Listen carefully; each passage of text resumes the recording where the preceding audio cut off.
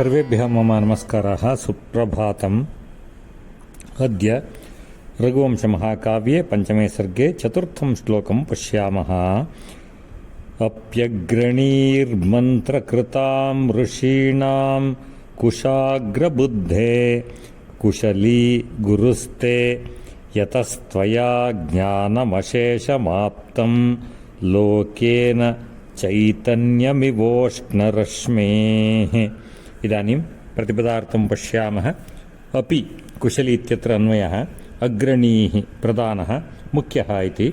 मन्त्रकृतां ऋषीणां मन्त्रकर्तॄणां मुनिजनानां कुशाग्रबुद्धे हे सूक्ष्मबुद्धे गुरुस्ते गुरुः ते यतः यस्मात् गुरोः सकाशात् त्वया भवता ज्ञानम् अशेषं संपूर्णतया ज्ञानम् आप्तं प्राप्तं लोकेन भूलोकेन चैतन्यं चेतनत्वम् इव उष्णरश्मेः सूर्यस्य। इदानीम् अन्वयं पश्यामः। कुशाग्रबुद्धे मन्त्रकृतां ऋषीणाम् अग्रणीः ते गुरुः कुशली अपि यतः त्वया अशेषं ज्ञानं लोकेन उष्णरश्मेः चैतन्यम् इव आप्तम्। इदानीं तात्पर्यं पश्यामः। अर्घ्यपाद्यसमर्पणानन्तरं रघुमहाराजः इदानीं सम्भाषणम् आरब्धवान्। कुशाग्रबुद्धे इत्युक्ते सूक्ष्ममति इत्यर्थः। हे कुशाग्रबुद्धे इति सम्बोधयन्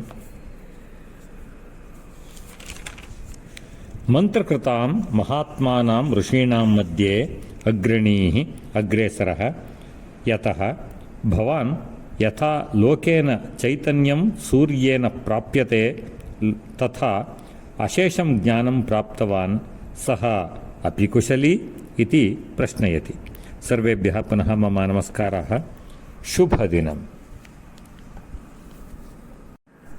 ಸರ್ವೇಭ್ಯಃ ಮಮ ನಮಸ್ಕಾರಾः. ಸುಪ್ರಭಾತಂ. ರಘುವಂಶಮಹಾಕಾವ್ಯದ 5ನೆಯ ಸರ್ಗದ 4ನೆಯ ಶ್ಲೋಕದ ತಾತ್ಪರ್ಯವನ್ನು ಈಗ ನೋಡೋಣ. ರಘು ಮಹಾರಾಜನ ಅರಮನೆಗೆ ಕೌತ್ಸನ ಪ್ರವೇಶವಾಗಿದೆ. ಕೌತ್ಸನು ವರತಂತು ಮುನಿಯ ಶಿಷ್ಯ. ಶಾಸ್ತ್ರಾಧ್ಯಯನವನ್ನು ಮಾಡಿ ಗುರುದಕ್ಷಿಣೆಯನ್ನು ಕೊಡಲಿಕ್ಕಾಗಿ ಧನ ಸಂಗ್ರಹಣೆ ಮಾಡುವುದಕ್ಕಾಗಿ ಅವನು ರಘುವಿನ ಬಳಿ ಬಂದಿದ್ದಾನೆ. ರಘುವು ವಿಶ್ವಜಿತ್ ಎಂಬ ಮಹಾಯಜ್ಞವನ್ನು ಮಾಡಿ ಸಕಲ ಧನ ಕನಕಗಳನ್ನು ದಾನ ರೂಪದಲ್ಲಿ ಕೊಟ್ಟಿದ್ದಾನೆ. ಅರಮನೆಯಲ್ಲಿ ಈಗ ಬೆಳ್ಳಿ ಚಿನ್ನದ ಪಾತ್ರೆಗಳು ಒಂದೂ ಇಲ್ಲ. ಆದ್ದರಿಂದ ಅವನು ಮಣ್ಣಿನ ಪಾತ್ರೆಯಲ್ಲಿ ಕೌತ್ಸನಿಗೆ ಅರ್ಘ್ಯವನ್ನು ಪಾದ್ಯವನ್ನು ಅರ್ಪಿಸಿದ್ದಾನೆ.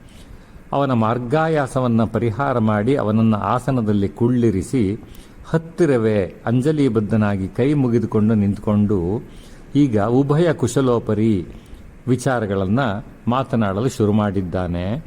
ಮೊಟ್ಟ ಮೊದಲಿಗೆ ಗುರುವಿನ ಬಗ್ಗೆ ಕೇಳ್ತಾ ಇದ್ದಾನೆ. ವಿನಮ್ರನಾಗಿ ಕೇಳ್ತಾನೆ. ಮಂತ್ರಗಳನ್ನು ಮಾಡುವಂತಹ ಮುನಿಗಳ ಮಧ್ಯೆ ಅಗ್ರೇಸರನಾಗಿರುವಂತಹ ಅತ್ಯಂತ ಮುಖ್ಯನಾಗಿರುವಂತಹ ಮತ್ತು ಯಾರಿಂದ ನೀನು ಯಾವ ರೀತಿ ಪ್ರಪಂಚವು ಸೂರ್ಯನಿಂದ ಚೈತನ್ಯವನ್ನು ಪಡೆದುಕೊಳ್ಳುತ್ತೋ ಆ ರೀತಿ ನೀನು ಯಾವ ಗುರುವಿನಿಂದ ಶಾಸ್ತ್ರಾಧ್ಯಯನವನ್ನು ಸಂಪೂರ್ಣವಾಗಿ ನಿಶ್ಶೇಷವಾಗಿ ಮಾಡಿದ್ದೀಯೋ ಅಂಥ ವರತಂತು ಮುನಿಗಳು ಹೇಗಿದ್ದಾರೆ? ಅಪಿ ಕುಶಲಿ ಅಂದರೆ ಕುಶಲವಾಗಿದ್ದಾರಾ? ಏನು ತೊಂದರೆ ಆಗಿಲ್ಲ ತಾನೇ? ಅವರ ಆರೋಗ್ಯ ಎಲ್ಲ ಚೆನ್ನಾಗಿದೆಯಾ ಅಂತ ಇಲ್ಲಿ ರಘು ಮಹಾರಾಜನು ವರತಂತು ಮುನಿಗಳ ಒಂದು ಆರೋಗ್ಯವನ್ನು ಸೌಖ್ಯವನ್ನು ಕ್ಷೇಮವನ್ನು ವಿಚಾರಣೆ ಮಾಡ್ತಾ ಇದ್ದಾನೆ. ಸರ್ವೇಭ್ಯಃ ಪುನಃ ಮಮ ನಮಸ್ಕಾರಾः. ಶುಭ ದಿನ.